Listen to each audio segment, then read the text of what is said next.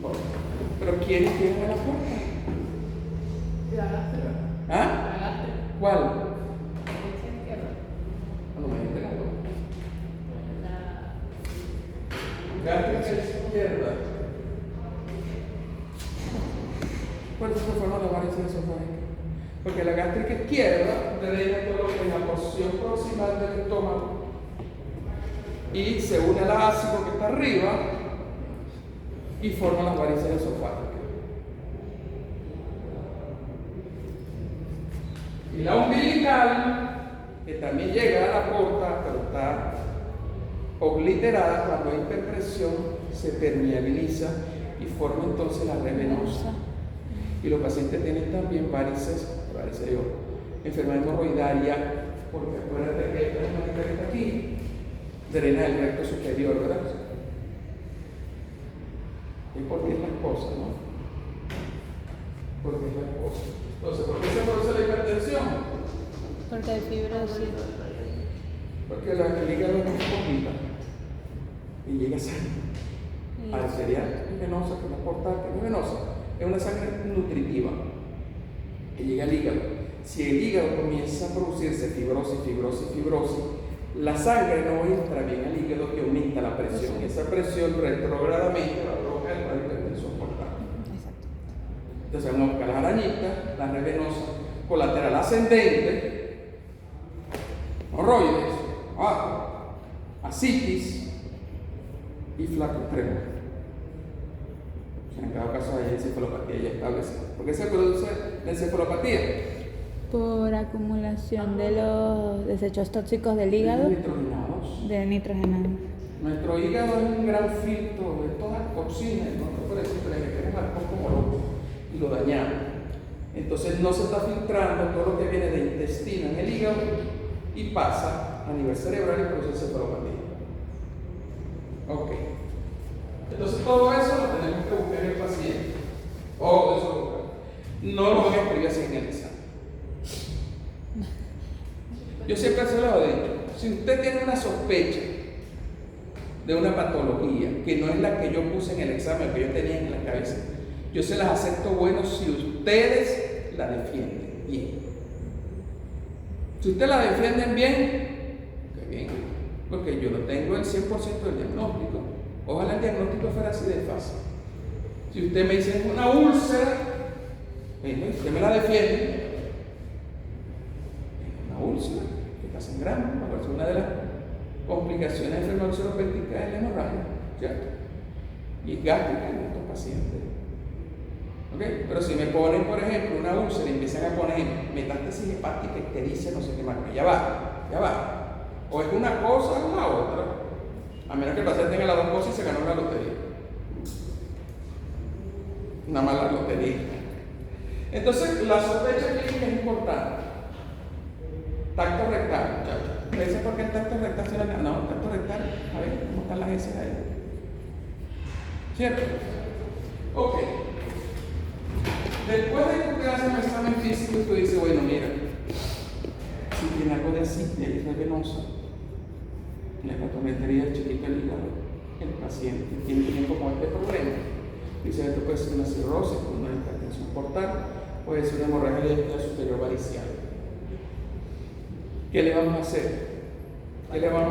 Laboratorios. ¿Ah? Laboratorios. Ahora ya no es paraclínico, ¿verdad? Exacto.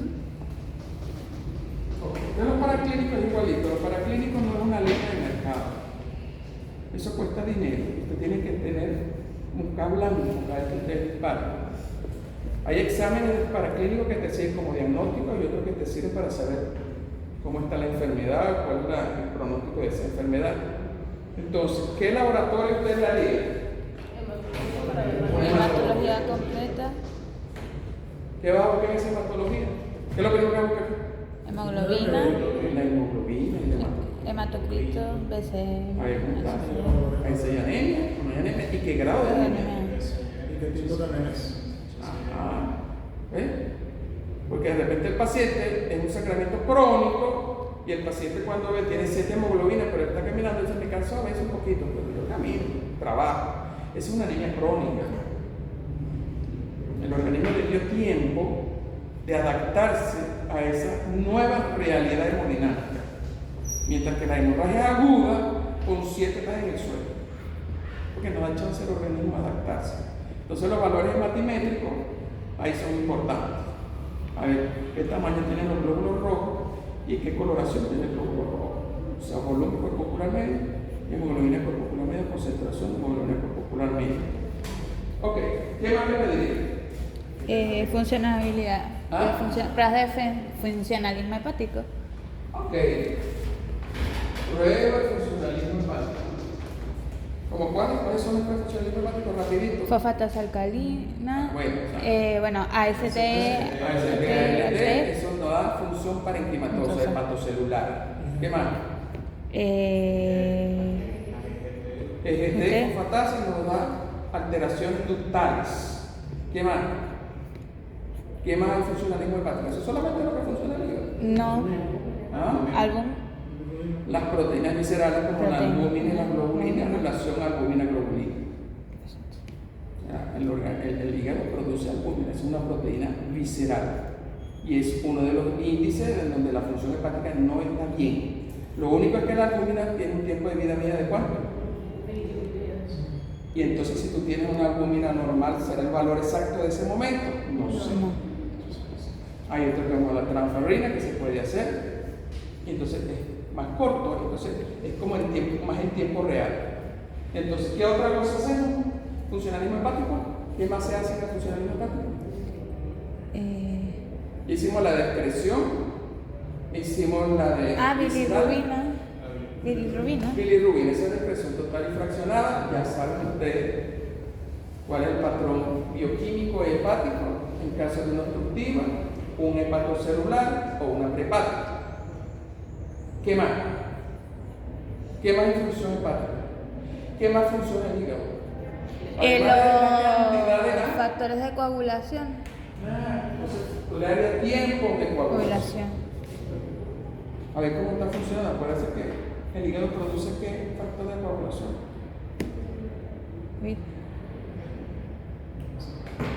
El de Bohm.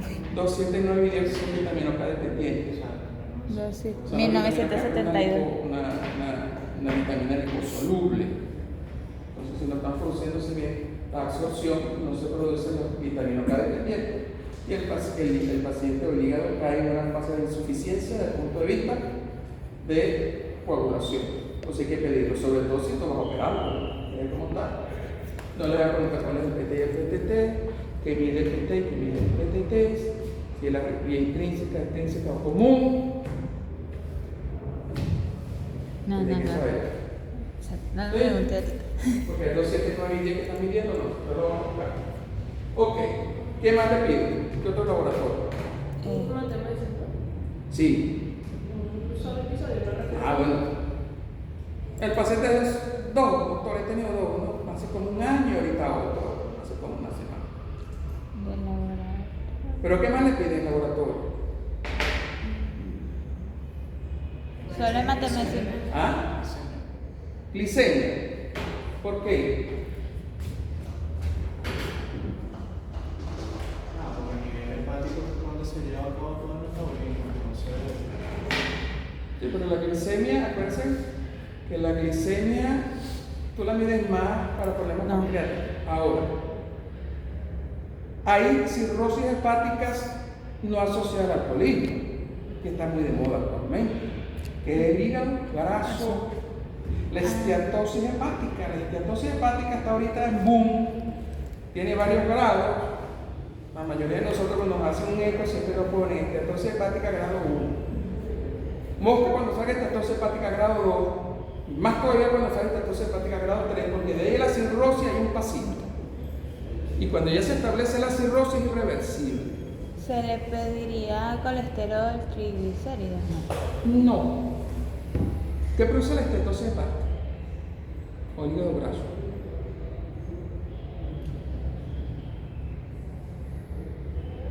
Te lo va a preguntar el paciente. ¿Qué lo produce en realidad? ¿Qué alimento? Los azúcares. Y los azúcares de absorción rápida a nivel intestinal. ¿Por qué? Porque ellos producen un pico muy alto de glicemia postprandial inmediato. Entonces, ¿qué hace cuando hay ese poco de azúcar a nivel de la sangre? Recuerda que el azúcar debe estar en la célula, porque eso se produce el proceso energético, ¿verdad? ¿Cuál es el ciclo de Krebs, ¿verdad? ATP. Entonces, el organismo le dice al páncreas, epa, produce más insulina para meter esa insulina en las células. Pero si hay una gran cantidad de azúcar, el páncreas dice, no aguanto, no puedo, llama al hígado. Y le dice al hígado, hermano, llévate esa azúcar para el hígado. Y el hígado dice, ok, yo me la llevo, pero la tengo que transformar en grasa para poderla depositar. Y entonces la deposita en el hígado en forma de grasa. Entonces la esteatosis hepática es por consumo excesivo de azúcares de alta, de absorción muy alta. ¿Cuáles son esos? Aunque usted no lo crea. El arroz blanco, en cualquiera de las presentaciones. La papa, en cualquiera de las presentaciones, así sea en puré. Es más, dicen que a veces la frita se absorbe menos rápido que la sancochada por la grasa. Por eso es que los italianos no sufren mucho, porque los italianos comen la parte del otro, que lleva muchísimo. Uno, porque la comen al dente, nosotros vamos a hablar bien. Y dos, si tiene un poquito de grasa, le ponen mucho facial, le ponen muchas tocinetas, etcétera, también no se absorbe rápido. Por supuesto, los refrescos, el veneno, el siglo, o sea, el cigarrillo, el refresco es el invento para matar gente. La harina de trigo, el pan, en todas sus presentaciones. La harina de arepa, la harina de maíz, en todas sus presentaciones. Todo. No comamos. El casabe, lo que pasa es que el casabe se lleva un poquito del azúcar que tiene ella misma, porque tiene fibra. Entonces hace que no se absorba tan rápido. Bueno, no es que no van a comer, lo que pasa es que sí se puede comer. Lo que pasa es que se sientan a comerse y se mete dos arepas. O pancito, una canilla entera. Y es un carbohidrato por comida. ¿Cuál es? ¿Viste? Papa frita, tajada y pan de arepa. Tienes 3 carbohidratos. Uno solo. Bueno. Entonces el hígado graso también puede provocar cirrosis. Y está muy en boga ahorita porque está comiendo mucho carbohidrato. Demasiado carbohidrato. Ok. ¿Debería función renal? ¿Por qué? Porque lo recuerdo, la relación del nitrógeno con creatinina elevada se asocia a hemorragia intestinal. Bueno, sí, eso se llama la gastropatía urémica. O sea, los pacientes con insuficiencia renal, pero ya en insuficiencia renal crónica, hacen gastropatía urémica. Y eso puede provocar una gastritis con sangramiento. Pero en los crónicos, en los agudos, por lo menos no cronificados. Ok. Entonces te salió que el paciente tiene una anemia en el 10,5 con un hematocrito 28%, valores hematimétricos con microcítica hipocrómica. La función hepática no está alterada. Hay una hipoalbuminemia, tiene en vez de 3,5 tiene 2,5. La relación albumina-globulina está bien, porque la globulina también está baja. No hay hiperbilirubinemia. ¿Qué sospecha? Porque todos esos resultados de laboratorio ahora tienen que analizar. Y pudieras decir, bueno, el hígado no está alterado. Su función, aunque la albúmina está baja, ¿por qué? Puede ser que el paciente esté en un estado hipercatabólico. Sí. ¿El cáncer produce un estado hipercatabólico? Sí. ¿El paciente come y no engorda? Sí. Porque todo el alimento y toda la energía se la lleva el cáncer. Se la lleva el cáncer. ¿Ven? Entonces, ese es un dato importante. Entonces, el paciente debería de eso. El paciente tiene una hipoalbuminemia, el paciente tiene hematemesis, etcétera, etcétera. 70 años de edad, no encuentras un hígado alterado, no hay estigma de hipertensión portal, entonces tú te vas más hacia un problema maligno, neoplasia. Entonces, cuando ya tienes una alta sospecha clínica de laboratorio, ¿qué le vamos a hacer a ese paciente ahora? Imágenes. ¿Ah? Imágenes. Ajá, le vamos a hacer, ¿cuál es el gol estándar que a usted le gusta? El eco. La endoscopia. Ah, no, la endoscopia. Endoscopia digestiva superior. Ese es el gol estándar, ese es el que te va a evaluar. Entonces la endoscopia te da una información muy valiosa porque es el sitio del sangrado, lo puedes evaluar directamente porque es ahí, es superior. Entonces la endoscopia digestiva superior te permite evaluar si hay una lesión maligna y un tumor. ¿Dónde está ubicado ese tumor? Y tomar biopsia. Entonces nos da diagnóstico histológico. O nos dice, ahí hay una úlcera gástrica, y entonces hay características de úlcera gástrica que pueden ser malignas o características de benignidad, y eso lo usan los gastroenterólogos, igualito van a tomar biopsia. Toda úlcera gástrica se biopsia. Puede un porcentaje de úlcera maligna. Ok. Entonces, ponemos la biopsia. El patólogo nos dice a los 10 días, 15 días, ahí hay un adenocarcinoma gástrico, un ADC gástrico.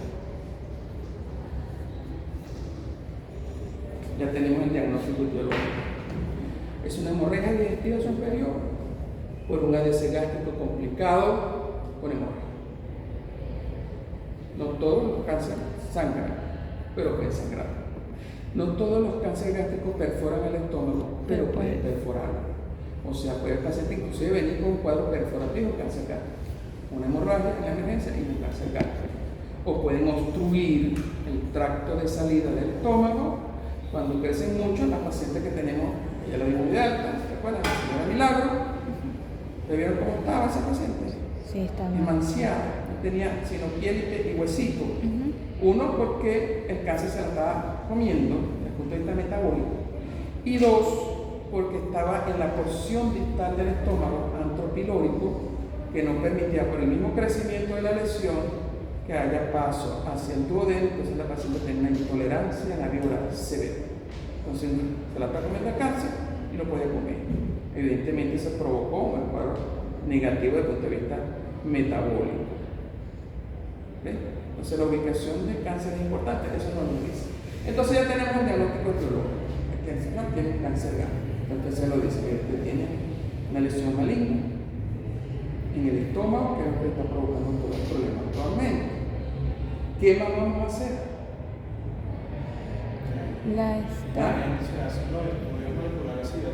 No se haría estudios para evaluar la extensión de la enfermedad. Está bien, aquí es donde tienen que hacer los estudios moleculares cuando se pueden hacer los estudios moleculares. Es costoso. Pero aquí es que ustedes tienen que colocar en la biopsia, porque eso se hace en la biopsia, inmunohistoquímica y la molecular. Pero yo en ese caso no le hago econdoscopio. No, yo no grande. Te voy a explicar por qué. Le haces eso, ¿qué más voy a hacer? Eso nos da a nosotros pronóstico, ¿verdad? Además, la biopsia nos dice a nosotros qué tipo de lesión es, ¿verdad? Sí. ¿Te acuerdas que ha habido un gran grupo de cáncer gástrico, adenocarcinoma gástrico? Sí, es ¿Quién fue que intestinal. dio cáncer gástrico? Sí, es intestinal, difuso. Intestinal Difuso. y el difuso. Clasificación de Laurea, ¿verdad? Entonces, el intestinal tiene mejor pronóstico que el difuso. Lamentablemente, el difuso se da a edad más temprana y el intestinal a edad más tarde, y entonces probablemente tengan un intestinal. Además, ciertas características de la biopsia, que es el anillo de sello, etcétera, etcétera, lo que es la diferenciación celular, todo eso es importante. Entonces, ¿qué vamos a hacer ahora? Estamos hablando ya de cáncer. Si veo que tiene síntomas subjetivos de metástasis, tengo que hacer estudios para evaluar. ¿Y si no los tiene? Igual. Igualito. Entonces, cuando nosotros hablamos de cáncer, nosotros primero tenemos sospecha clínica de laboratorio e imaginológico, después tenemos diagnóstico histológico, ya que se puede hablar de cáncer, y ahora que me interesa saber si ese cáncer está ahí o se necesita. O sea, voy a estadificar la enfermedad. ¿Para qué? Para saber qué tratamiento ya. Si no está estadificado, no sabemos qué hacer. Entonces, ¿cómo voy a estadificar la enfermedad? ¿Se acuerdan que hay un TNM? Sí. TNM. El T es el tamaño del tumor, el de los nódulos, la metástasis. Evidentemente, el estudio endoscópico permite ver la lesión, inclusive decir que mira, hay una lesión o una masa tumoral característica de cáncer, que se ve ulcerado, infiltrante, friable, y te puede decir, mira, lo que ellos están viendo tiene más o menos como 3 centímetros de diámetro, está ubicado en una curvatura menor en el cuerpo gástrico, etc. Te da una información importante. Pero nosotros nos interesa saber otras variables para poder estadificar la lesión. Entonces los ganglios, una ecoendoscopia, sí, el mejor método para ver ganglios a nivel del tubo digestivo donde tú puedes meter el ecoendoscopio es el ecoendoscopio. ¿Por qué? Porque él está haciendo una ecografía de 360 grados cerquita del borde del órgano donde te dice si hay ganglio o no hay ganglio. Entonces sí la podría hacer. Se podría hacer, pero no tan grande, que dice, bueno, eso ya es un T grande, T avanzado, no sabemos los nombres. Entonces podemos hacer una tomografía. ¿Por qué la tomografía? La tomografía no es diagnóstico, ya tenemos diagnóstico. Lo que nos dice la tomografía es la relación que tiene esa tumoración con los órganos vecinos, que nos interesa saber si nosotros vamos a hacer una resección. Entonces el estómago tiene relaciones con quién? Con el... Por detrás del páncreas. ¿Ustedes entraron en el cáncer del estómago el sábado? No estaba ninguno. El tende estaba pegado en la cara posterior del estómago del cáncer a la cara anterior del páncreas, pero se puede resecar. Ajá. Puede ir al hígado está aquí arriba. La vesícula está aquí. El colon transverso. Inclusive nos puede decir cómo están los ganglios también. Exacto. Si hay paraórtico, no hay paraórtico, si hay isquiocardia, etcétera, etcétera. Para ver metástasis hematógena, en este caso, usted tiene que saber hacia dónde metastiza el cáncer gástrico. Entonces, principalmente metastiza a los ganglios, que sabemos. Pero por vía hematógena, ¿hacia dónde va?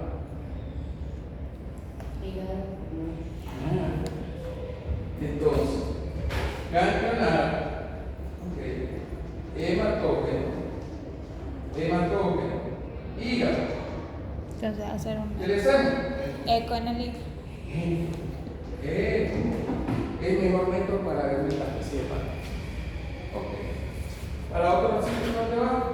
Para hueso. Pulmón. Siempre puede ser hueso. Pulmón, exacto. Pulmón. ¿Qué le hago? Rayos X de tórax. Una RX de tórax. RX de tórax. Y si el RX de tórax me dice hay imágenes periféricas y un derrame, ¿qué le hago? Si hay un derrame. Sí, hay un derrame. Pero dice, hay un derrame y unas imágenes raras ahí. ¿Qué le voy a hacer para caracterizar mejor esa lesión? Una tomografía. Una tomografía de tórax. Pero se hace cuando usted a la radiología simple ven alguna alteración. Si no hay alteración y es normal, no tiene que hacer la tomografía. ¿Para dónde otro sitio va? Otra vez, estimulaciones peritoneales. Bueno, ese no es hematógeno. Puede ser hueso, puede ser Ahí solamente se hace el estudio cuando hay manifestaciones de esa metástasis, fractura patológica o focalización neurológica. ¿Ok? ¿Qué otra forma de metastizar tiene el cáncer gástrico? Eso es transcelómica. La descamación que hace el tumor y se va por el peritoneo. Por eso que el peritoneo es una membrana filtrante, o sea, está en actividad constantemente filtrante. Por eso que se hace diálisis peritoneal. Entonces puede haber siembra de células a nivel del peritoneo. ¿Dónde se siembra? Inicialmente en la zona de declive, en los recesos peritoneales, principalmente fósforo de sangre. Y entonces ahí, en donde se tacto rectal, ¿se acuerdan? Es para ver si hay anaquel de Brunner o no hay anaquel de Brunner. Si sienten una tumoración a ese nivel. ¿Qué otra forma? Por continuidad y por continuidad. Por continuidad proximal, esófago. Por continuidad distal, duodeno. Es gigantesco. Ese es un campo puro. Ajá. Y por continuidad a los órganos que ya dijimos, ¿verdad? Sí. O sea, los órganos que están contiguos al estómago. Después que nosotros hacemos esto, es que nosotros vamos a decir que esta viaje está en enfermedad. Entonces, de acuerdo a esta viaje, nosotros vamos a dar tratamiento. Si es tratamiento quirúrgico primario o es tratamiento quimio neoadyuvante y electroquirúrgico. ¿Ok? A veces hay pacientes que son operables, otros que no son operables, que son inoperables. O sea, de entrada, paciente ascítico, un paciente con cáncer gástrico, que se hace una punción, sale sangre hemorrágico, sanguinolento, lo coagula. Eso es una citis maligna, metástasis peritoneal, carcinomatosis peritoneal, ¿no? Se extendió. Esa es una de las. Otra signo de que se ha avanzado, Virchow. Ya se fue por el conducto torácico, amarilloso, María José, un nódulo umbilical, iris axilar y el glúteo. Eso no es nosotros normalmente que sea un tumor no operable. Ahora, tú puedes tener un tumor operable y cuando entra es irresecable, que es otra cosa. ¿Ok? Es otra cosa. Ok. Y después viene entonces su tratamiento, como yo lo dije. ¿Está claro? Más o menos. No, sí, está bastante. Después de la biopsia, hacemos un si se puede hacer, procedemos a la estadificación y después de hacer la estadificación es que vemos si hay metástasis o no. La Estadificación incluye la metástasis. Ok, entonces la tomografía la estadificación te lo da un TNM. ¿Se acuerdan que después cuando ustedes estudiaron mama, aparecía primero el TNM, que ya aprenderse la mención que se aprenden esto, al final te que se hace el TNM mama. Y después del TNM mama te sale al lado ST o estadificación, que es una combinación de TNM. ¿De acuerdo? Es el estadio 1, el T1, T2, un NC. El estadio 2A, el T3, N1. O sea, es una combinación de eso, te da la estadificación.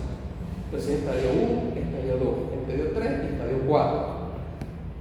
El 4 es más fácil porque es el avanzado, lamentablemente, y es cualquier N que tenga metástasis. Hay metástasis en el estadio 4, estadio avanzado. Entonces, después de eso, después que tú tengas el diagnóstico, te van a hacer un poco de exámenes si se ve si es un cáncer. Después que tú tengas el diagnóstico, viene la estadificación. Y después de la estadificación, viene el tratamiento. Vamos con otro, que es muy famoso.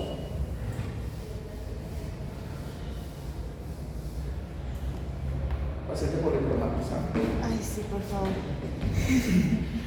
Fíjate, Porque este muchacho no entendí. tuvo tanta información, pero no supo cómo aglomerar esa información de manera didáctica, porque es mucha información. Sí, Ustedes sí. ponen a ver, a investigar y ponen politraumatizados en internet, que salen 30.000 millones de nuevas, 2023, 2024, 2026. Es una información muy importante. Entonces, no se vuelvan locos. Y siempre se lo decimos, cuando uno le pregunte a un paciente es como si usted estuviera en emergencia, ¿qué van a hacer? E inclusive yo lo he dicho a banda, como pasa como una especie de simulacro. Como una especie de simulacro. Colocamos a alguien ahí, está llegando a la emergencia, ponemos a 5 o 6 que están en la emergencia.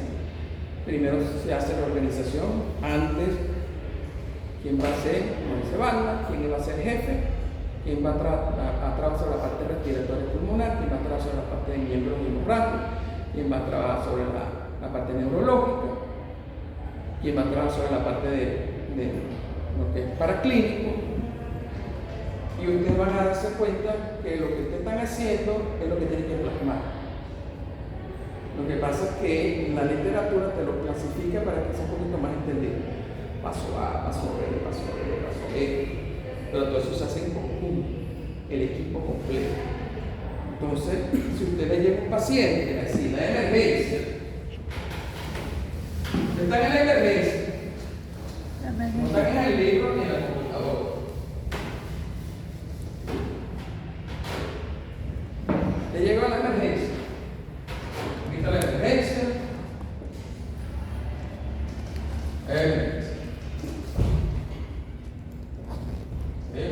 ¿te hablan de ¿qué? ¿Qué se está hablando? Porque soy oriental. Algunos orientales hablan un poco de claro. ¿Sabes por qué? ¿Por qué? No sabe. Porque generalmente los orientales vivimos a orilla de playa. Ah, y el oleaje hace que... El oleaje produce ruido, entonces tienes que hablar muy duro y muy rápido que venga la otra hora. ¿Eres oriental de dónde? De Cumaná, yo soy de Carlos. Iba a Carupa, ¿no? De Carlos. Ok. Y viene este cristiano que lo trae la ambulancia. Evidentemente, lo que usted primero tiene que decir es que en todas partes usted debe tener un sistema de comunicación, como lo tenemos aquí. Comunicación de la atención primaria en el sitio y el traslado hasta que llega al hospital. Ese sistema de comunicación es importante, además de ese tratamiento prehospitalario, va diciéndole a los médicos que están en emergencia, a un paciente que está en una edad, en esta condición, taquicardia, o un sangramiento tal, sitio, y ya se va preparando el equipo. Entonces el equipo se prepara. ¿Cuál va a ser el equipo? Lo que digo, un jefe, vamos a decirlo que el director de la orquesta, que va a ser, va a orquestar todo. Va a ver lo que trata de él. O sea, ¿qué se va a dedicar a él? En el mismo momento. Hay otro que se va a dedicar a la parte circulatoria o hemodinámica. ¿Cómo está? Hay otro que se va a dedicar a la parte neurológica. ¿Cuál falta? No, ya está hemodinámica. Hemodinámica.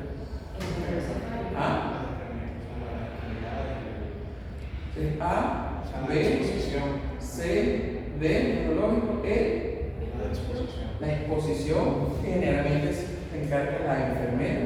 Vamos a ponerlo así como en grande, que son las enfermeras. La exposición, o sea, corta toda la vestimenta del paciente. ¿Y cuál más? Hay unos que hablan del tratamiento del dolor, que a veces no le paramos y esa gente tiene con muchísimo dolor. Una fractura abierta del fémur que está abierta, entonces que está a ver, no sé qué más, el dolor. Ok. Entonces, esto se hace al unísono, todo alrededor del paciente, y comienza a hacer la evaluación. Una cosa es la respiración, que eso fue lo que se confundió la otra vez, y la otra cosa es la ventilación. Un paciente puede estar respirando y no está ventilando. Sí, tiene. O sea, respira, pero tú ves que la oximetría no es de 70, porque no sube la oximetría, se le está respirando, no hay obstrucción. obstrucción de la vía aérea, tiene un problema de ventilación. Por eso te lo clasifican en respiración y ventilación.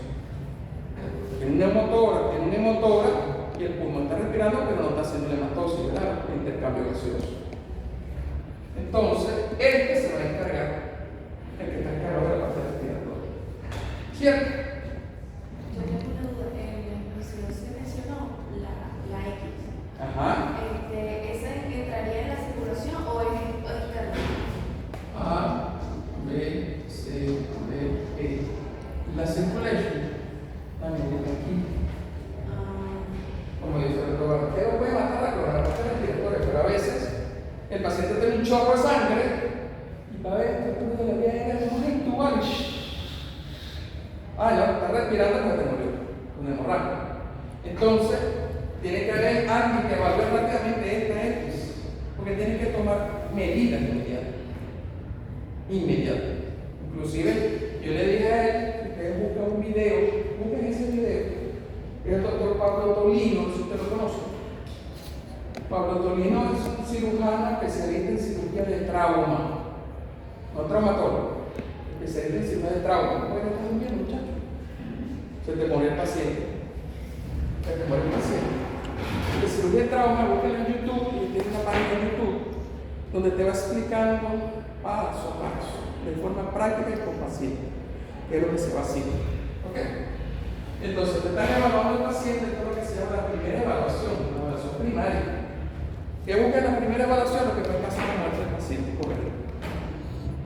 La parte respiratoria y la parte circulatoria.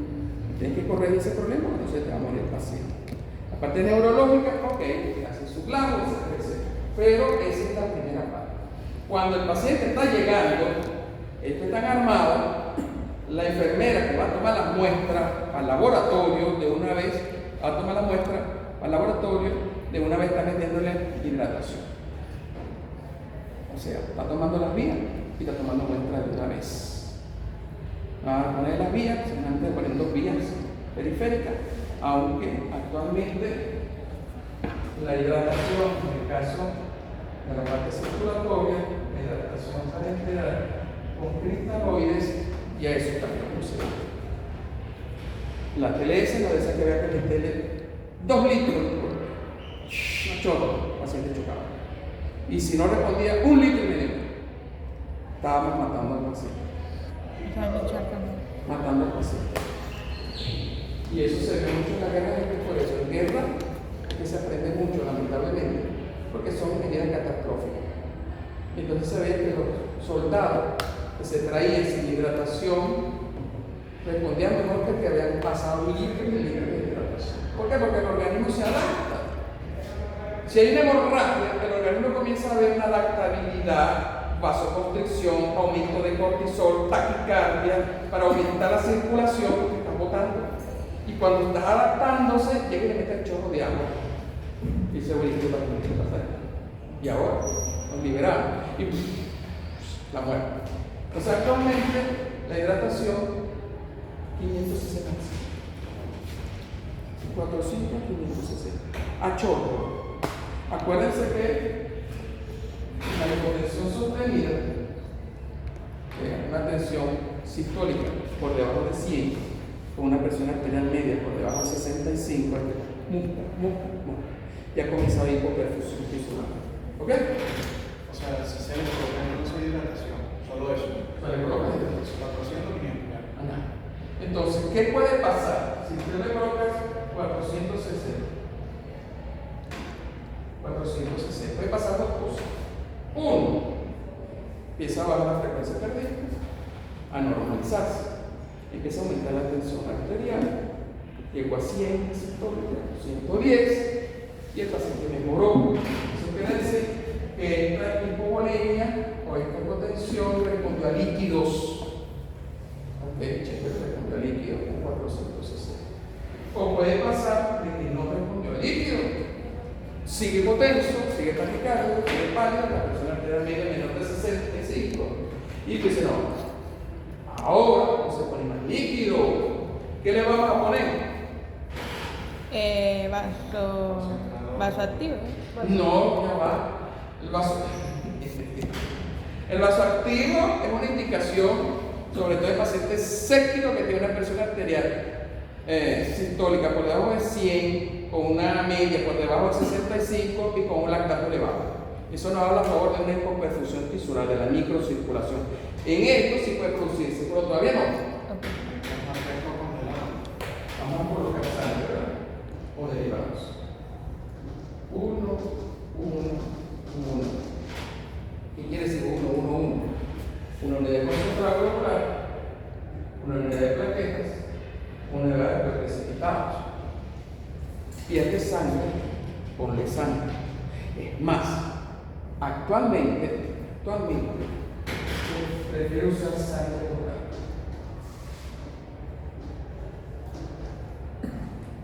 Sangre oral. Perdió sangre, usted le pone sangre. Ahora, ¿qué es lo que pasa? No en todos lados hay una disponibilidad tan importante de unidades de sangre. Porque estos pacientes pueden llegar a lo que se llama a una transfusión masiva y me van a buscar cuál es el criterio para hablar de que el paciente tiene una transfusión masiva. Porque el que está ahí, el jefe de equipo, como está viendo todo, la atención no va a decir, activa código de transfusión masiva. Y vienen los carritos llenos de bolsas de sangre. Y para adentro, de sangre. Ahora van a decir, van a buscar cuál es el criterio para hablar de transfusión masiva. Ok. Una pregunta, si damos para la pregunta de trabajo y ponemos que fue, respondió a líquido, o sea, eso responde, ahí quedaría. O sea, no hay que poner nada. Porque quiere decir que la pérdida hemática no es tan importante. Entonces usted puede clasificar. No es que hay cosas actuales que confunden, pero lo que es lo más básico. Usted tiene que clasificar ese sangramiento. ¿Cómo lo clasifica? Con la clasificación de la hemorragia. Recuerda que era principalmente clínica. O sea, cómo está la tensión, la frecuencia cardíaca, cómo está el estado neurológico. Y eso es clínico. Los pulsos. Entonces, de acuerdo a los valores de ellos, te dicen es leve, moderada, severo o catastrófica. Y eso, cada uno de ellos te dice más o menos qué cantidad de pérdida sanguínea tiene el paciente. Y eso es clínico. Aunque actualmente se está usando otra cosa, como el bicarbonato y el ácido blanco. Pero, hay que hacer una gasa arterial. No me quiero gasa arterial. Tiene que correr para una gasa arterial. Ok. Entonces, el paciente lo desvistieron, están haciendo todo nomás, la enfermera agarró la muestra, no sé qué más. ¿Para qué la muestra? Para que viaje y a ver cómo está la hemoglobina hematocrito de ese paciente. Es lo que te interesa en ese momento. Leucocitosis, ¿para qué te interesa tirar leucocitosis? ¿Función renal? Puede ser. Pero ahorita no. Bueno, una renal. Pero a ti lo que te interesa es salvar a este paciente. Después las consecuencias de eso es otra cosa. Entonces eso se llama el control hemodinámico primario. Entonces, el que está en la vía aérea, habiéndose el paciente, amerita una ventilación asistida, intubación, y eso tiene su criterio. Entonces van a evaluar, que está evaluando. El paciente no está respirando, el paciente está inconsciente, el paciente no habla, tiene un blanco de 8, hay que intubar al paciente. Entonces, el protocolo de intubación. Entonces, se activa el protocolo de intubación mientras el otro le está controlando el sangramiento. Intubación. El que está viendo la parte ventilatoria dice: los pulmones se expanden bien, el emisor derecho no se está expandiendo.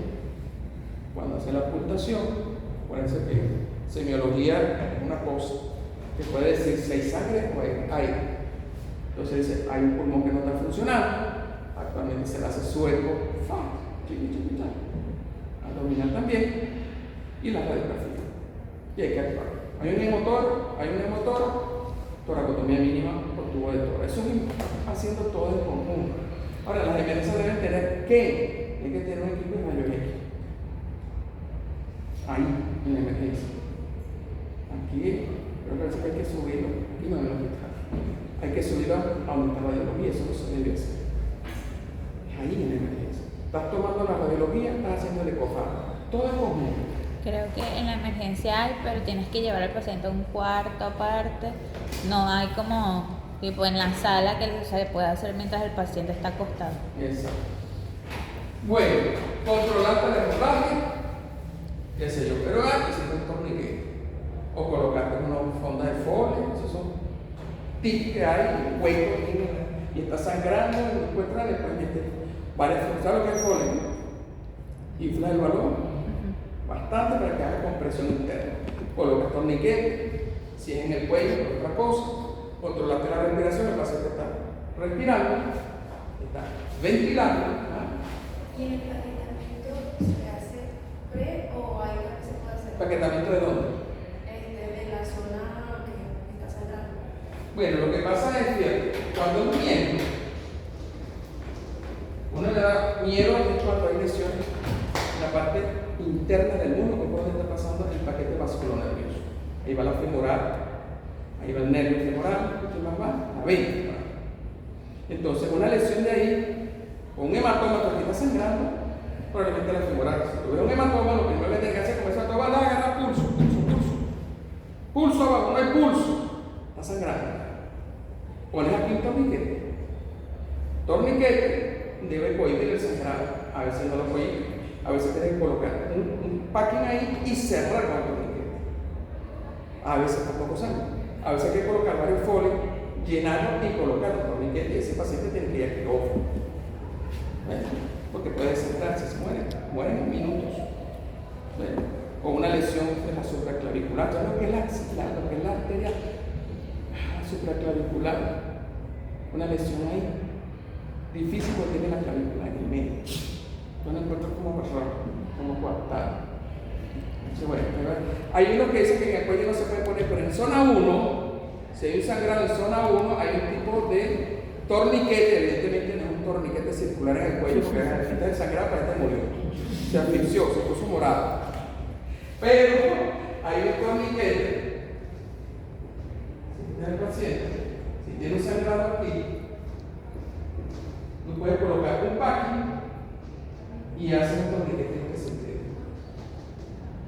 que pasa por la axila y aprietas.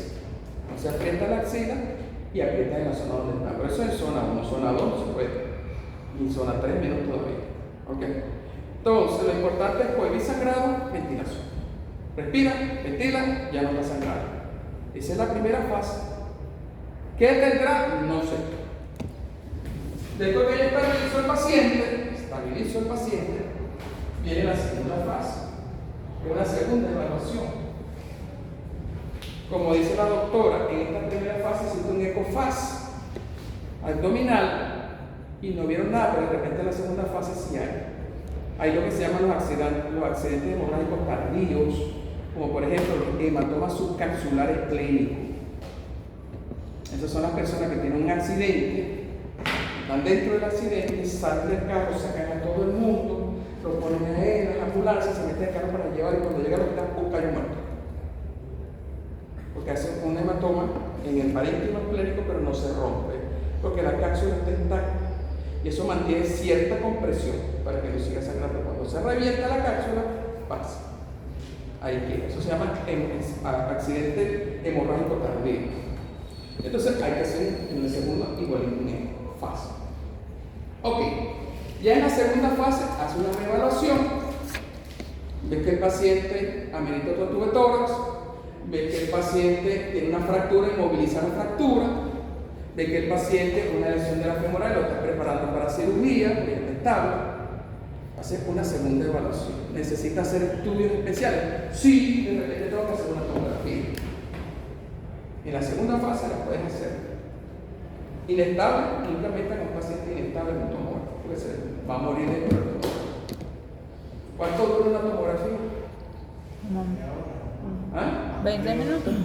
15, el del hospital es más rápido porque es multicorte. Multicorte que está haciendo corte y está haciendo los otros cortes de una vez. Dura 15 minutos. Pero un paciente que está inestable, 15 minutos está muerto. Entonces, ya cuando el paciente está estable, en segunda fase, vamos a ver qué es lo que está pasando y cuál es la gravedad de la lesión. Puede hacer una tomografía, puede hacer una resonancia, puede hacer radiología. En el hospital había un scan. Nunca lo pusieron en funcionamiento, no sé por qué, que era un equipo que metías al paciente politraumatizado y te hacía una radiografía de aquí hasta la punta del pie, completo, digital. Entonces tú buscabas ahí en la imagen, el número, te ibas al número, lo ponías en grande, hay una fractura de útero. Nunca se pudo hacer eso lo usaron lo inventaron para las minas de diamantes, para que los pobres negritos no se llevaran los diamantes y se lo traguen. Cuando salían de la mina lo pasaban por ahí. Imagínate cuando encontraban, no esperaban que evacuaran, los abrían. Entonces, ¿qué es lo que se hace? Que se pierde mucho tiempo. Hay una placa del cuello, una placa del hombro derecho, una placa del fémur. Y bien, y de repente, mira, parece que el pie izquierdo también tiene fractura en la metatarsial. Hay una placa de pie, hay una placa, no sé qué. Hay mayor radiación. Entonces, en esa segunda fase buscamos todo eso. Y el paciente, el peligro de vida inicial ya no está en hemorragia, tiene insuficiencia respiratoria. Ok. ¿Qué vamos a hacer con ese paciente dependiendo de lo que esté lesionado? Puede ser observación, si no hay una lesión importante, o puede ser intervención, si hay una lesión importante. Ahora, desde el punto de vista de cirugía general, como dice el doctor Valle, evidentemente la parte del traumatismo craneoencefálico es importante porque el paciente es todo, ¿verdad? El paciente no solamente es el dolor. El paciente de repente tiene un glaco de 3 y está enfrascado y de repente está muerto. O tiene un glaco de 8 y se está herniando porque tiene un hematoma subdural inmenso y se está herniando. Todo es conjunto, pero nosotros, la parte abdominal, cuando tenemos un trauma abdominal,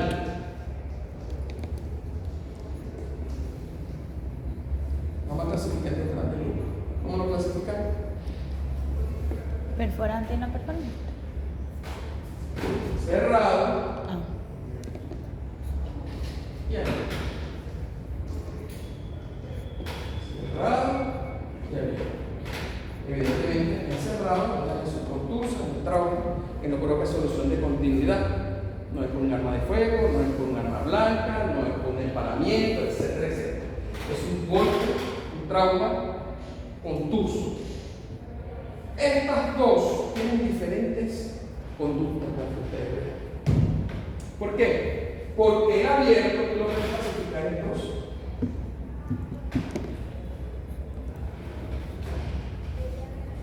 Penetrante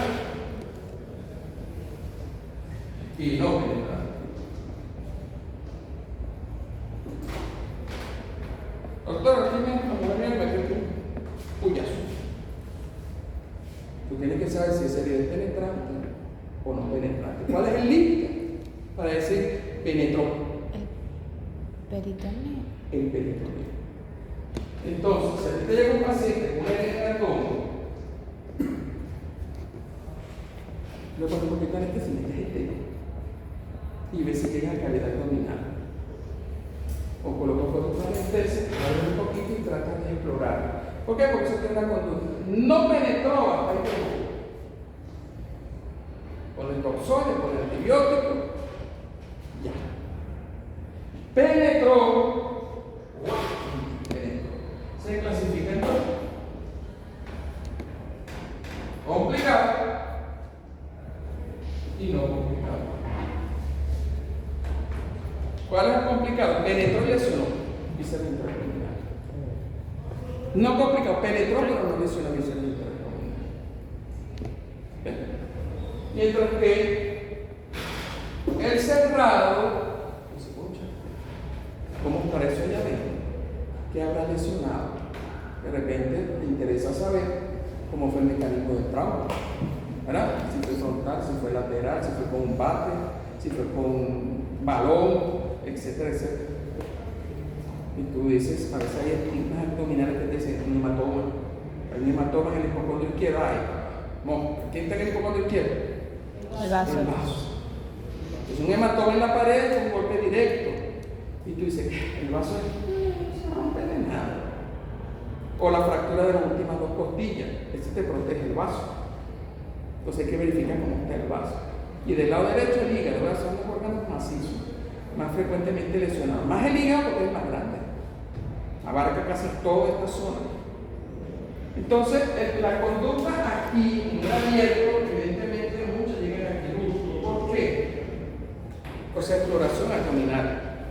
Porque las heridas quirúrgicas, las heridas abiertas, pueden provocar lesiones de vísceras, principalmente intestino, colon. Y si está abierto el intestino y está abierto el colon, tú no puedes dar una observación. ¿Y sabes si es complicado obligar con el mismo tacto? No es fácil. Cuando tú ves que penetró, pues, pero tú puedes hacer una incisión pequeñita y revisar. Diferente si es arma de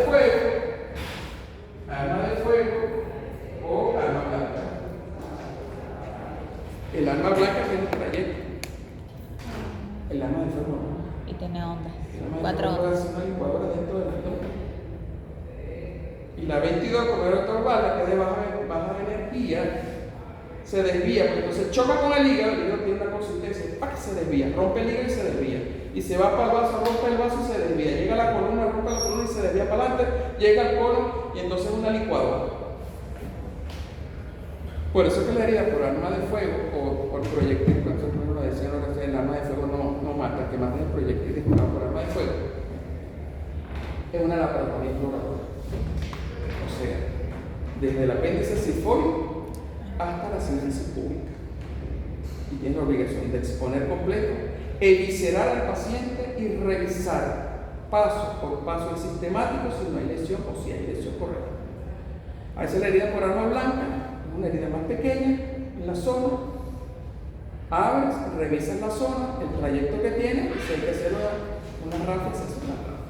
Además, la herida por arma de fuego, como se dio en la límpica, cuando el proyectil entra, crea una caverna real, que es la que se ve inmediatamente, y hay una caverna virtual, que es la que se produce posteriormente. Porque esa energía cinética que se libera aquí no solamente lesiona a él, esa energía cinética se transmite al tejido circundante que no se ve al inicio, que se ve después. Entonces, cuando tú tienes una herida, por ejemplo, el polvo por arma de fuego, no hagan líquido. Hay que cortarse. Si es por arma blanca, no hace falta. Porque tú haces eso, chévere, y el paciente a los 2 días empezó a botar. Porque se fue la caverna virtual. ¿Ves? Es diferente. Ok, entonces es diferente si penetra o no penetra y por qué mecanismo penetra. ¿Verdad? La otra es el cerrado. Ahora el cerrado tiene 2 abdomen agudos que puede producir. Principalmente. ¿Cuáles son? Abdomen agudo,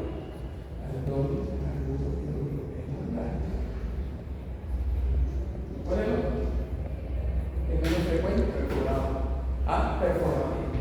Ahora, el perforativo va a depender de la energía que se transmite a un órgano que es hueco y está lleno. Si tú tienes una vejiga llena, por ejemplo, lo que salimos a hacer en un bar a medianoche, bebiendo cerveza, la vejiga está full y chocas, y te metes aquí el volante, puede que tenga una perforación de vejiga. O salieron de un restaurante y se echaron una comelona y el estómago está full y tienen un choque y se dan aquí en el epigastrio y pueden tener una perforación gástrica. Mucho menos frecuente que el hemorrágico. ¿Por qué? Porque la víscera maciza predomina y las lesiones de víscera maciza es sangrar, rompe y sangra. Ok, entonces la conducta aquí es diferente. Actualmente todos esos pacientes, cuando había sangre en cavidad, para adentro, a quirófano. No, ahora no es así. Hay tratamiento, observación, conservador. Ahora, por eso no tiene bebé. Te llegó el paciente, le hacen el ecofaz y el ecofaz dice, sí, en la proyección que hicimos a nivel de la sede esplénica, que es el pleno renal, en el lado izquierdo, hay sangre o líquido alrededor del vaso. Hay un sangramiento. Entonces te dice, como dice la doctora, un ecofaz positivo.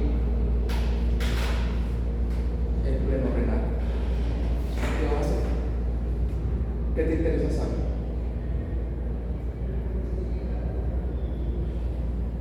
¿Lo que está quirófano? ¿Ah? ¿Lo que está quirófano?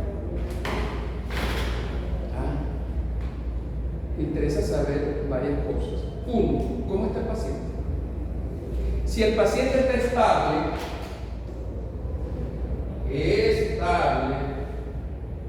o sea, frecuencia cardíaca, tensión arterial dentro de límites normales, o no está por debajo de 100 la sistólica y no está por encima de 100 la frecuencia, y la presión arterial media está por encima de 65, y el paciente tú lo ves bien, hablas con él, el paciente está estable. Hay un sacramento en el vaso. Hay un criterio de la observación, pero tú tienes que caracterizar mejor ese sangramiento. Por un eco te dice si hay sangre, pero no te dice más o menos cuánto es con el vaso. Entonces es obligatorio en el tratamiento conservador hacer la tomografía. Obligatorio. Ecofag positivo, paciente estable en un traumatismo abdominal cerrado, tomografía. Y la tomografía te va a decir si hay una lesión en el vaso, hay una ruptura del polo inferior, pero no veo sangre en los paretocólicos ni veo sangre en el fondo del saco, entonces voy a tener un sangramiento muy pequeño, incisor, conservador. Y si el ecofag negativo y el paciente estable, lo dejo. No, si negativo no es mejor. A negativo no tiene nada, abdominal. Se queda observando. Siempre clínica, o sea, no es que la ecofag negativa, el paciente tiene una y se está muriendo y tiene una tumoración de sangre, y ya va. Espérate, acuérdense que el eco es Operador dependiente. Y si tú tienes duda, hazle la tomografía, si tienes la duda. Pero el ecofag bien hecho como debe ser, te dice el paciente si está complicado el abdomen o no está complicado el abdomen. Y nosotros como cirujanos, cuando evaluamos al paciente ecofag negativo, no hay nada, se va para la casa. Okay. Entonces, hace la tomografía y lo manda a observación. La observación no es en la casa. La observación es en un cuarto de hospitalización o un cuarto de hospitalización de clínica.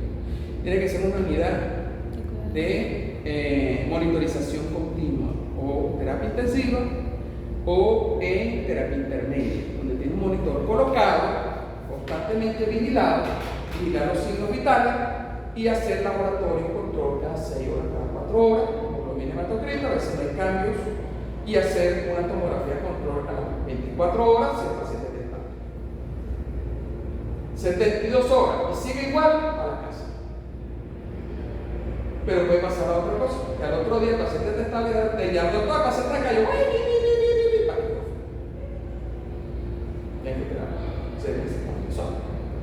no funcionó. Eso no se pasa en las clínicas, eso se hace en los hospitales. Porque si tú en la clínica te llega un paciente traumatizado, lo ves en la emergencia y tiene un ecofag positivo, le hacen la tomografía, le hacen lo conservador, lo tienen que meter en terapia intensiva, eso es un realero. Que el seguro El seguro tiene que hacer el laboratorio cada 4 o 6 horas, la evaluación médica es tan. Ahora imagínate si al otro día se desestablece el teléfono, el seguro te dice, se acabó el seguro. No lo puedes volver. Entonces tienes que referirlo a un hospital, entonces los familiares le dicen, después que le chuparon todos los reales, lo botaron de la clínica. Entonces en la clínica no se puede hacer. Va al quirófano de una vez. Positivo o no quirófano. Lo que hacemos es, si está estable y es positivo, una laparoscopia. Es una laparoscopia y ve. Pero visualizamos directamente. Fíjate que parece que es diferente uno de otro. De que la lesión grado 3, grado 4, grado 5, sí. Eso hay que saberlo. Porque después de la lesión, si hay una abulsión del hígado, evidentemente hay que meter las cosas. ¿Usted ha visto una laparotomía exploradora por un shock hemorrágico traumático? Se abre el abdomen en 2 tiempos nada más. Un solo golpe. Ahí funciona entonces el empaquetamiento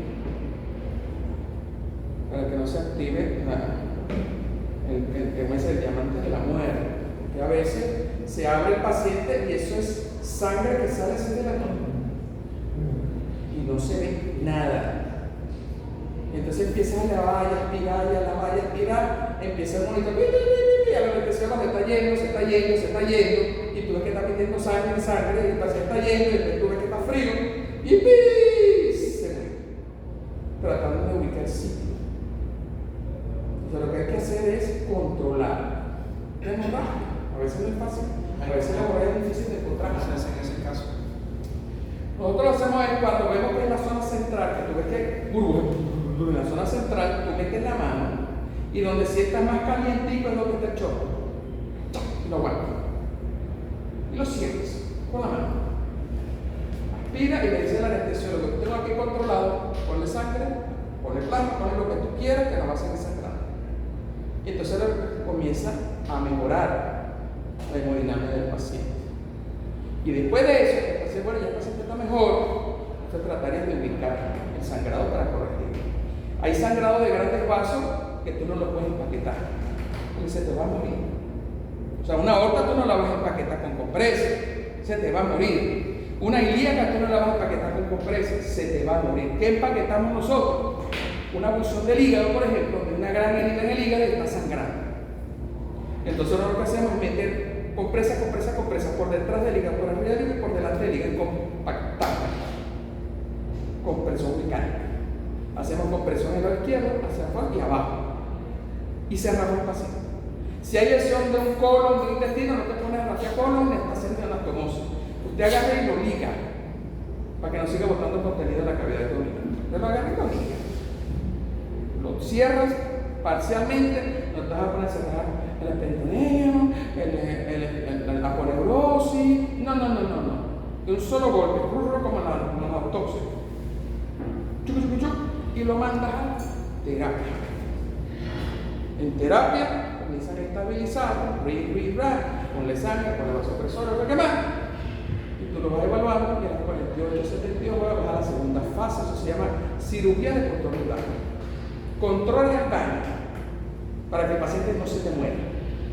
Y después que está estabilizado, 48, 72 horas, está estable, mételo a quirófano otra vez. Wow. Pero entra en condiciones diferentes. Entonces ahí, abre el paciente otra vez, empiezan a sacar las compresitas con cuidado. Si hay algún sangramiento que tal, lo puedes corregir. Ahí agarra el intestino, corta el intestino, hace tu anastomosis, tienes el tiempo para hacerlo. Segunda fase de control del daño. Eso ha salvado vidas. Que se enfrascan en buscar sangrado y el paciente cae en una coagulación intravascular diseminada, hipotermia, el paciente mira, se va, se muere. Entonces mejor salvarlo en 2 cirugías que matarlo en una. ¿Ven? Eso se llama cirugía de control de daño. Pero cuando muchachos habla de cirugía de control de daño, no todo paciente que entra a quirófano de emergencia por un trauma abdominal va a cirugía de control de daño. Tú puedes entrar, bueno, se desgarró el meso, está sangrando, va a agarrar el meso, liga los vasitos del meso y ya el paciente sabe su recuperación. Pero eso es rápido. Busquen los videos del doctor Otolino para que ustedes vean.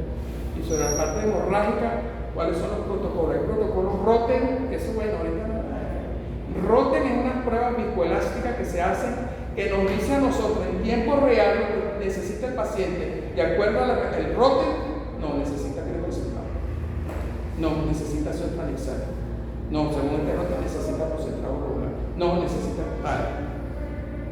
Pero eso no lo podemos hacer, no teníamos que cerrar. Y un banco de sangre que cubre la entrada, porque tiene pura bolsa de sangre en la entrada, como si tuviera esas tiendas de deporte que están en poca pelota de tenis, ¿no? Bueno, son bolsas de sangre acomodaditas ahí. Y tiene lo que se llama máquinas de autotransfusión. Va sacando la sangre, la va purificando y va entrando el paciente otra vez. Bueno, esas son las fases. Entonces, cuando usted le pregunta en el examen, paciente masculino que ingresa a la emergencia posterior a un traumatismo por accidente de tránsito, presenta trauma abdominal, toracoabdominal, el paciente llega tarde. Plan de trabajo. Es lo que te pone, organización del equipo de trabajo, evaluación primaria, primera evaluación según la TDS, ABCDE, control rápido de hemorragia y control ventilatorio, seguramente de hemorragia, y con todo lo que tiene que hacer de una forma muy esquemática. Y después el paciente está estable, voy a hacer la segunda evaluación y estudio complementario para verificar la cuantía de los daños, corregirlo. Y corregirlo. ¿Ven? ¿Vamos claros? Es una cosa como si ustedes estuvieran en la emergencia, para que la información no los englobe, la hora no los englobe. Y así todo, muchachos, todo. ¿Qué te interesa saber cuando te llega un paciente? ¿Qué es lo que a ti te interesa de ese paciente? Y de ahí te vas. Tumor de mama, ¿qué te interesa decir? Maligno de niño. Eso es lo que te interesa saber. Lo demás viene por añadidura, como quien dice. Pero lo que te interesa y es lo que va a la paciente asustada. Si tengo un cáncer o no tengo un cáncer. Entonces tú haces tu plan de trabajo de acuerdo a su antecedentes, factores de riesgo para cáncer de mama, examen clínico, cuáles son las características del maligno y veneno, y de ahí tú te vas yendo, pero se me va apareciendo más maligno, ecofluorografía, mamografía, el BIRRAT, hago mi punción, consumo el ICTG, ahí me da un carcinoma ductal, hago mi estudio de inmunohistoquímica, la inmunohistoquímica me dice que es un luminal A, un luminal B, o triple negativo, estadifico la enfermedad y luego hago mi tratamiento. O de repente la biopsia es negativa, no es nada. Es una enfermedad, una mastopatía fibroquística que es muy frecuente. Y bueno, le das tratamiento nada más. Pero fíjate, lo largo de ella y lo cortico de aquí. Igualito el tiroides. Y colon igual. Colon igual. Porque a veces uno se enfrasca en cosas, pero es que evacúa o no evacúa. Y si no evacúa, y si evacúa. Y si tiene cáncer o no tiene cáncer, ¿qué te interesa saber si ese tipo tiene un cáncer o no tiene un cáncer? Si una enfermedad benigna, una maligna. Lo práctico. Bien. ¿Tienen alguna pregunta? Hablen ahora, que hay así. Sí, tengo dos preguntas. Ajá. Una es que hemos estado hablando anteriormente de que para ver si hay metástasis en el hígado se hace el eco. Entonces, ¿cómo se vería una metástasis a nivel de en el eco? Se ve como una imagen sólida. Generalmente las metástasis en el hígado son múltiples. Acuérdense que el principal tumor maligno de hígado son las metástasis. Representa casi el 80% de los tumores malignos que hay en el hígado son metástasis, porque muchas enfermedades hacen metástasis en el hígado. El otro 20% es un tumor primario de lo que es hepatocarcinoma. Entonces, generalmente el hepatocarcinoma es grande, mientras que la metástasis puede ser múltiple en varios segmentos. Se ve a la ecosonografía sólido, una zona sólida, mal definida, que es infiltrativa. Y si estás en el marco de una lesión primaria, tú dices que metástasis.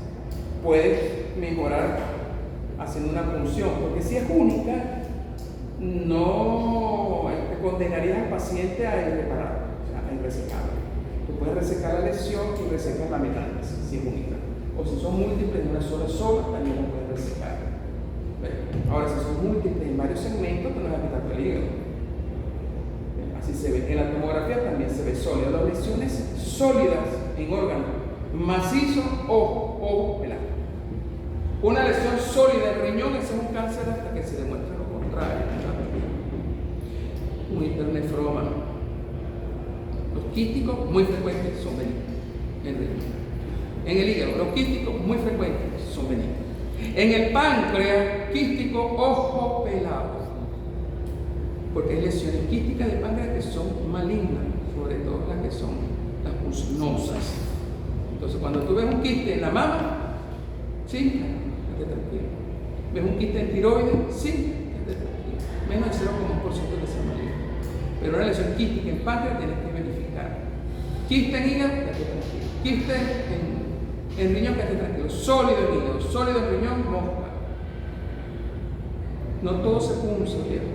Hay una lesión en hígado que es muy frecuente, sobre todo en las mujeres, que se llama un hemangioma hepático. Una malformación vascular, tanto venosa como arterial, que tiene el hígado. Entonces, si tú haces un eco y ves una lesión que se ve como sólida, y tú haces una función guiada por eco, no lo hagan. Porque si es un hemangioma, vas a tener que meter al paciente a quirófano de emergencia con una hemorragia. Porque vas a romper el hemangioma y va a sangrar. Y a veces termina en hepatectomía.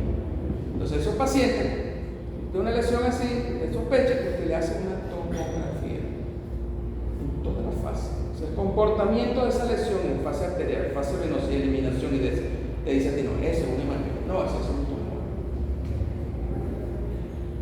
Para efectos del examen, ¿qué clasificación, aparte de la de Laura y el cáncer gástrico, recomiendas? No, esa es la que se usa. También hay una que se llama MING, que habla más o menos de lo mismo.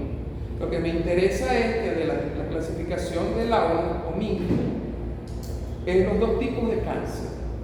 Las características, tanto clínica y epidemiológica de uno como del otro. Esa es pregunta de examen. ¿Cuáles son las diferencias entre uno y el otro? Entonces, la edad de aparición, el pronóstico que tiene, cuál es la diseminación. La otra clasificación es la clasificación japonesa para el cáncer gástrico temprano, incipiente o precoz, así se llama también. Es un cáncer gástrico, definición, pregunta de examen. Un cáncer gástrico que abarca mucosa y o submucosa independientemente de la afectación ganglionar. Esa es la definición. Hay una clasificación endoscópica de cáncer gástrico temprano que es esa, la japonesa. La más la de París, que es simplemente ver cómo está ese tumor, si es elevado, si es plano, si es deprimido o es oscilado. Pero eso va a depender del tratamiento endoscópico. Hay la clasificación de las lesiones que son infiltrativas, que son ya, ¿cómo se llama? El borno. Y así te lo pone el gastroenterólogo. Lesión neoplásica, Borman 2, Borman 3, Borman 1, en curvatura mayor, que tiene que saber cuál es el borno. ¿Y los TNM? Sí, pero no se lo puede preguntar. Lo único TNM que le preguntamos nosotros es el de mama. Y cuando hay más tiempo, a veces le damos cáncer de cuello uterino, porque esa es la segunda causa del cáncer de la mujer, que ya va pegadito con el de colon. Preguntamos la clasificación de FIGO, ya no es TNM. Hay una TNM para cáncer de cuello uterino, pero la que más se usa es la clasificación de FIGO. La última. Sí. Creo que en 2022 metieron la última reunión que hizo FIGO, hizo la estadificación. Y se le pregunta porque es menos compleja que el TNM. Y en este caso, en el primer parcial, iba a asegurar TNM de mama y cuál iba a ser. No, si quieres te pongo el de banca.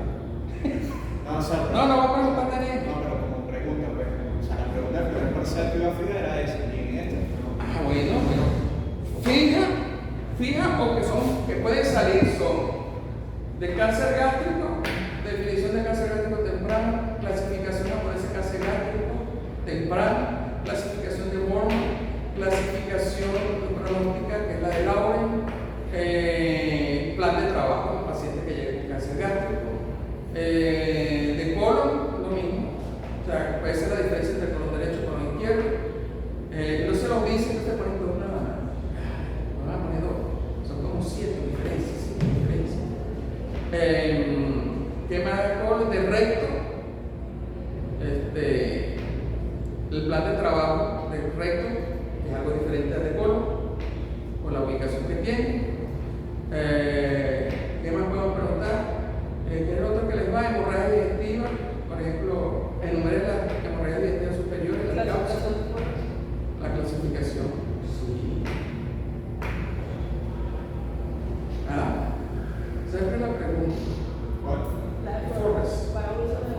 Clasificación de Forrest. Y no solamente qué es lo que significa, qué es lo que tiene, sino cuál es la y el porcentaje de recidiva. Ya, así la clasificación. Porque es que eso te lo dice el gastroenterólogo, de Forrest 3, que cierra Forrest. Después que ya saben qué significa esos Forrest.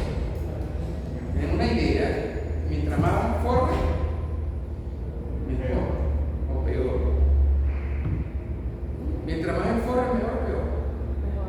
¿Ah? Mejor. Claro, el primero choque.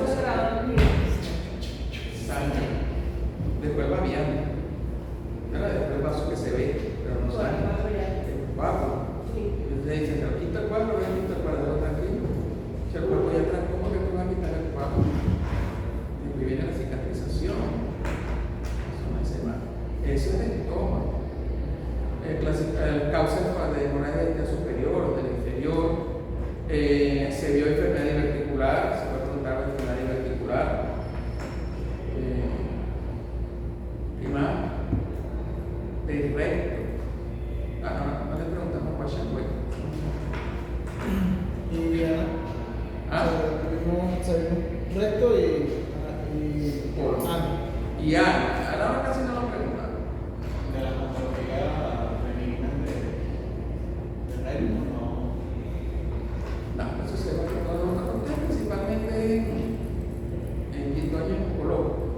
Ahora, evidentemente, tienes que saber cómo se comportan las venitas para poder sacar del medio y meterte en una maligna. O sea, porque tú puedes tener una enfermedad hemorroidaria y hay una lesión maligna ahí, o una úlcera, que tú dices, será una fisura anal o un cáncer. Y el politraumatismo puede ser el plan de trabajo. Puede ser el plan de trabajo. Plan de trabajo. ¿Qué otra pregunta podría salir de política? Así o Cualquiera. Plan, por ejemplo, tratamiento, manejo de un paciente con una enfermedad ulceropéptica. El manejo, ¿cómo se hace actualmente? Una hemorragia para el ulceropéptica. El manejo principalmente es por gastroenterología. O sea, control, estabilización del paciente, siempre sigue por emergencia. Después hay que ver qué es lo que está provocando el sangrado y de ahí que la emergencia a gastro. Gastroenterología, ¿qué es lo que hace? Si el paciente sigue sangrando, endoscopia, digestiva superior inmediato, lo más inmediato posible. Dice antes de las 24 horas.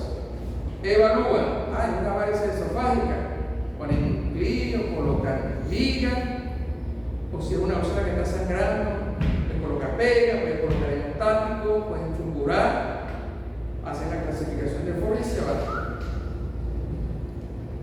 Al paciente se le coloca una bomba de infusión con protector gástrico, una bomba de protón, inhibitorio, incluso se le coloca eritromicina, van a averiguar por qué se coloca eritromicina en estos pacientes, y están evaluando al paciente de laboratorio clínico y ven cómo el paciente va mejorando, ya no está sangrando, chévere para la casa. Si el paciente vuelve a sangrar, otra vez endoscopia. Si no mejora, ¿cuáles son los criterios que te van a llamar cirujano? ¿Cuándo llama el gastroenterólogo? Debe llamar el gastroenterólogo al cirujano para poder recibir el tratamiento quirúrgico. Entonces tiene que saber cuáles son esos criterios. Cantidad de sangre, cuántas cosas te llevan, tiempo de sangre, te lo voy a echar acá. Nosotros generalmente nos lo mandan cuando ya el paciente está empatillado. Sangre. Algo como un papel. ¿Ven? Ese es el manejo. Hay un algoritmo muy bonito que aparece en la última análisis de gastroenterología del manejo del ciclo del paciente. Y te lo pone varicial y no varicial. Y te dice qué es lo que va haciendo cada uno de ellos. De forma esquemática. Eso lo puedes poner esquemáticas. ¿Qué más? Otra pregunta. En el caso del cáncer gástrico y colorectal, simplemente por la clínica del paciente y para clínicos ya se indicaría la endoscopia, ¿no? O sea, no hay otro estudio como antes. No, acuérdate que te voy a decir, mira, los japoneses es que tienen mayor porcentaje de diagnóstico de cáncer gástrico temprano, hasta un 30-40%. Eso no se ha podido replicar en Occidente. En Occidente es 10% máximo. Solamente aumenta un poquito, 15-20 en San Cristóbal por una alta incidencia de cáncer gástrico. Y tienen un oncológico solo para cáncer gástrico. Entonces, ¿por qué los japoneses tienen ese porcentaje de diagnóstico en cáncer gástrico muy temprano, que son cáncer gástrico que son incluso con resección endoscópica es suficiente, o una cirugía que no están y tiene un muy buen pronóstico? Porque a todo paciente que tiene una dispepsia o tiene una acidez, le meten el tubo. Mira que tengo como acidez, va adentro tú y va a hacer un endoscopio. Lo que pasa es que eso es costoso y no se puede colocar un endoscopio como una prueba de screening. No lo hay en todos lados, no es masivo. Imagínate aquí, cuando uno va para un Junquito y llega de Junquito en la noche, viene con una acidez porque comió cochino, o sea, en Japón te meten en el endoscopio. Y si hay una lesioncita, en un temprano huaca te hacen una recesión. 30%, 20%. Mientras que lamentablemente nosotros en Occidente nos vamos dejando hasta que las lesiones son más avanzadas. Entonces el pronóstico es peor, la sobrevida, ¿no? Y la calidad de vida también. Entonces, ¿qué es el endoscopio? Es el estándar. Hay que hacer endoscopio. Y si tú tienes una duda razonable, hazle la endoscopia. Duda razonable, Alex, igualito. Que llega un paciente con dolor abdominal y tú sospechas que tiene una duda razonable, tener la endoscopia. Duda razonable. Es mejor de más que de menos, pecar de más que de menos. Igual el recto colon. Si tú sospechas que una lesión en colon rara ahí, métele colonoscopia. Ay, no hay nada, ay, lo que son divertidos, bueno, chévere. A veces hay pacientes que se ponen bravos, que tú llegas y le dices que haces una tomografía, porque hay una lesioncita tumoral ahí, y no sale nada, doctor, no salió nada, ¿qué tú quieres que saliera? Si no lo podemos poner que salió un tumor. Pero bueno, esa es la forma de nosotros tratar de hacer diagnóstico temprano, porque el cuello uterino se hace temprano, se hace citología todos los años. Citología, y cuando llegaba algo, de un año a otro, son lesiones precoces y premalignas nada más. Ahora, si la mujer de un año y a los 15 años se hace la otra, se puede encontrar un cáncer de cuello uterino avanzado. ¿Ves? Lo que es la prevención secundaria. El cáncer de prevención primaria son raros. ¿Qué más? No, nada. Callen ahora. Vemos el lunes entonces. ¿Qué es el lunes?